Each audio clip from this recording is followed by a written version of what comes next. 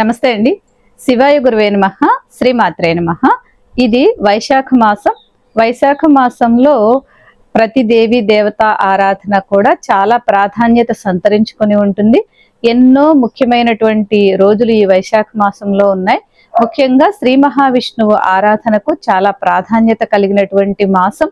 అంతేకాకుండా ముఖ్యంగా ఈ వైశాఖ మాసంలో శుక్ల పక్షంలో చతుర్దశి తిథి రోజు, అంటే వైశాఖ శుద్ధ చతుర్దశి రోజు శ్రీ మహావిష్ణువు లక్ష్మీ నరసింహస్వామిగా ఉద్భవించినటువంటి రోజు. అంటే హిరణ్యాక్ష హిరణ్యకశిపులు అని ఇద్దరు రాక్షసులు ఘోరమైనటువంటి తపస్సు చేశారు. వారి యొక్క లక్ష్యం ఏంటంటే అంతా మేమే ఏలాలి, మాకు మించిన వారు లేరు అనేటటువంటి బాగా కష్టపడి అయినా తపస్సు చేయడం, వరాలు పొందడం, తర్వాత అందరినీ దేవతలను మునులను ఋషులను అందరినీ ఇబ్బంది పెట్టడమే వారి యొక్క లక్ష్యం. అయితే వీళ్ళు చాలా బాగా ఘోరమైన తపస్సు చేస్తారు. అంటే ఏమి నీళ్లు అన్నము ఏమి తినకుండా అలా తపస్సు చేస్తారు. వారి యొక్క బ్రహ్మదేవుడి గురించి తపస్సు చేస్తారు. అప్పుడు బ్రహ్మదేవుడు ప్రత్యక్షమై నీకేం వరం కావాలి మీకు అంటే, ఎటువంటి అంటే ఒక మనిషి చేత కానీ జంతువు చేత కానీ లేకపోతే పంచభూతాదుల చేత కానీ ఎవ్వరి చేత మాకు మరణం లేకుండా, పగలు కానీ రాత్రి కానీ అలా ఏ సమయంలో మరణం లేకుండా ఉండాలని వారు కోరుకుంటారట. అయితే బ్రహ్మదేవుడు అలాగే వరం ఇస్తాడట. వరం ఇచ్చిన తర్వాత ఇంకా వారి దుష్కృత్యాలకు అసలు వారు అందరినీ ఇబ్బంది పెడుతూ ఉన్నారట. ఋషులను మునులను యాగాలను చేయనీయకుండా రకరకాలుగా వారిని ఇబ్బంది పెడుతూ ఉన్నారట. అయితే మనకి ప్రహ్లాదుడు హిరణ్యకశిపుని యొక్క కొడుకు ప్రహ్లాదుడు బాగా అంటే విష్ణు భక్తి కలిగినటువంటి వాడు. ప్రతిరోజు నిత్యం ప్రతి మాటలోనూ విష్ణువే తను అన్నట్టుగా, విష్ణుమూర్తి యొక్క ప్రతిదీ కూడా ఆయన ఆజ్ఞ అన్నట్టుగా ఉంటారన్నమాట. అయితే ఈయనకేమో హిరణ్యకశిపుడికి అసలు విష్ణు ద్వేషి. అందువలన ఎన్నో రకాలుగా ఎన్నో చెప్పినా కానీ, అంటే మానమని, విష్ణు భక్తిని మానమని ఎన్నో రకాలుగా చెప్పి చూస్తాడు, కానీ అతను వినడనమాట. అయితే నువ్వు ఎప్పుడైనా కానీ ఎక్కడైనా మీ దేవుణ్ణి చూపిస్తావా, ఈ స్తంభంలో చూపిస్తావా అంటే, స్వామి నేను ఎక్కడ మనం కొలిస్తే అక్కడే ఉంటాడు అని ప్రార్థన చేసినప్పుడు లక్ష్మీ నరసింహస్వామి వైశాఖ శుద్ధ చతుర్దశి రోజున స్తంభము నుండి ఆవిర్భవించాడు. నరసింహస్వామి మానవ దేహం కలిగి సింహం తల కలిగి ఉంటాడు. అందువలన అంటే అతను వరం పొందాడు కదా, మనుషుల చేత లేకపోతే జంతువుల చేత ఇలా దేని చేత అనేటటువంటి వరం పొందాడు కదా, మరణం లేకుండా ఉండాలని వరం పొందాడు కదా. అందువలన ఒక ప్రాణం లేనటువంటి స్తంభము నుండి వచ్చి మనిషి కాకుండా అటు జంతువు కాకుండా శరీర ఆకృతిని దాల్చి కింద పడకుండా, అంటే నేల మీద ఎక్కడా తగలకుండా ఆ గాలిలో కానీ అలా ఏమీ కాకుండా తొడల మీద పెట్టుకొని గర్భాన్ని చీల్చి సంహరించాడు. అందువలన అటువంటి రోజున ఈ వైశాఖ శుద్ధ చతుర్దశి రోజున జరిగింది. కాబట్టి లక్ష్మీ నరసింహస్వామి ఉగ్ర రూపంగా ఉంటాడు. కానీ ఆ స్వామిని మనం, లక్ష్మీ నరసింహస్వామిని మనం ప్రార్థించినా పూజించినా కూడా మనకు దీర్ఘకాలికంగా ఉండేటటువంటి అనారోగ్యాలన్నీ తగ్గిపోతాయి. అంతేకాకుండా రుణ బాధలు తగ్గిపోతాయి. ఇప్పుడు కొంతమందికి ఏదో ఒక సందర్భంగా కోర్టు కేసులు ఉండి ఎప్పుడు తిరుగుతూ ఉంటారు, వాటి నుండి ఊరట లభించదు. అటువంటి కోర్టు కేసులు కూడా తగ్గిపోతాయి. అంతేకాకుండా భూమి సంబంధించినటువంటి వివాదాలు తొలగిపోతాయి.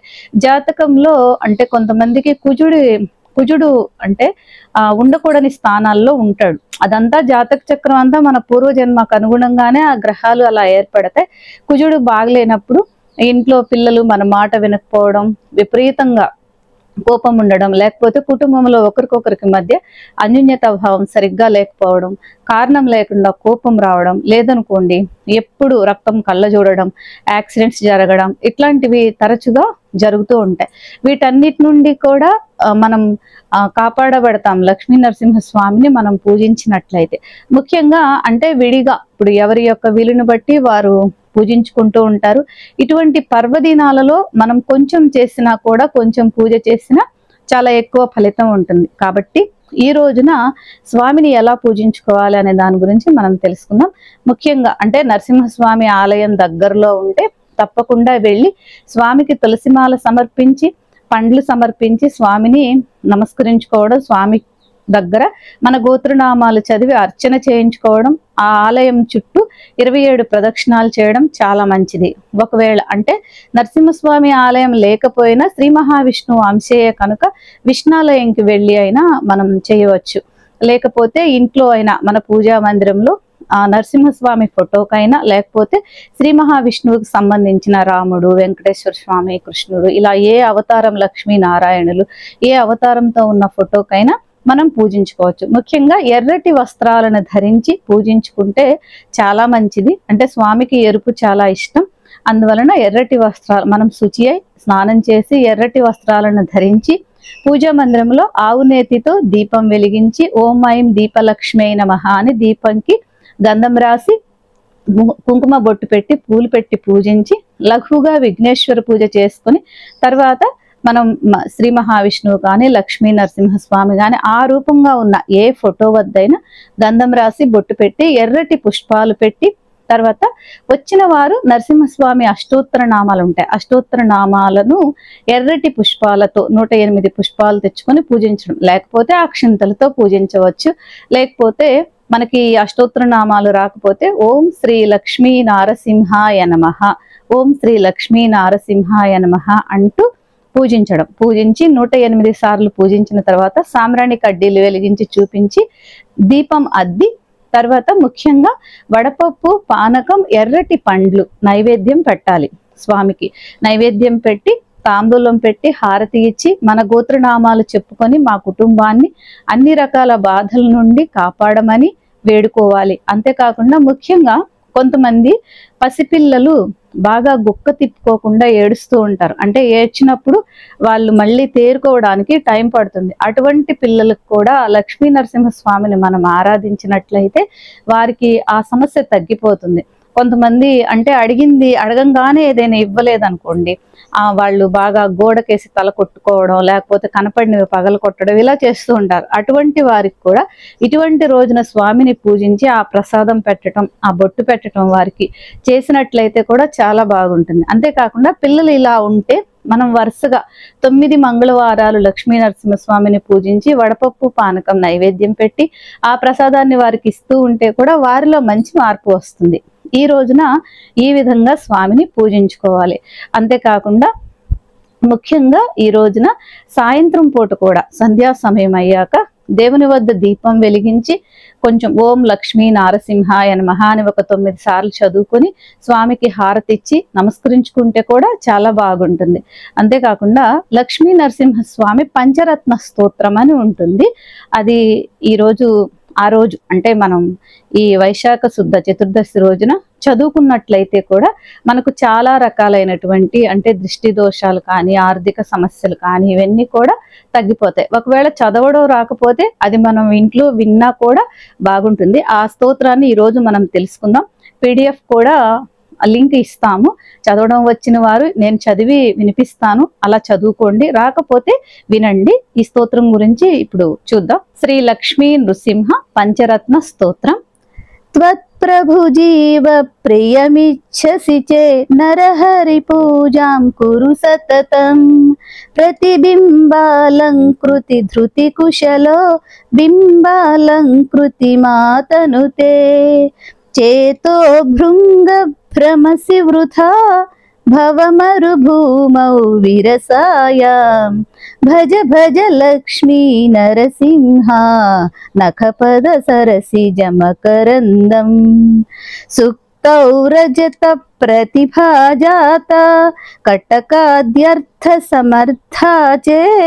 దుఃఖమయీ తే సంసృతిరేషా నిర్వృతిదానే నిపుణా స్యాత్. చేతో భృంగ భ్రమసి వృథా భవమరుభూమౌ విరసాయాం. భజ భజ లక్ష్మీ నరసింహ నఖపద సరసిజ మకరందం. ఆకృతి సామ్యాచాల్మలి కుసుమే స్థలనలినత్వ భ్రమమకరో. గంధరసావిహ కిము విద్యేతే విఫలం భ్రామ్యసి భృశ విరసేస్మిన్. చేతో భృంగ భ్రమసి వృథా भवमरुभूमौ विरसायां भज भज लक्ष्मी नरसिंहा नखपद सरसिजमकरन्दम् स्रक्चन्दनवनिता द्विन्विषया सुखदान्मत्वा तत्र विहरसे गन्धफली सदृशाननुते भोगानन्तर दुःखकृतस्युः चेतो भृङ्ग भ्रमसि वृथा भवमरुभूमौ विरसायां भज भज लक्ष्मी नरसिंहा नखपद सरसिजमकरन्दम् तव हितमेकं वचनं वक्ष्ये शृणु सुखकामो यदि सततं स्वप्ने दृष्टं सकलं हि मृषा जागृति च स्मर तद्वदिति चेतो भृङ्ग भ्रमसि वृथा भवमरुभूमौ विरसायां भज भज लक्ष्मी नरसिंहा नखपद सरसिजमकरन्दम् इति श्रीमत्परमहंस परिव्राजकाचार्यस्य श्री गोविंद भगवत् पूज्य पादशिष्यस्य श्रीमच्छंकर भगवतः कृतौ लक्ष्मी नारसिंह पंचरत्न स्तोत्रं संपूर्णं। सर्वे जनाः सुखिनो भवन्तु।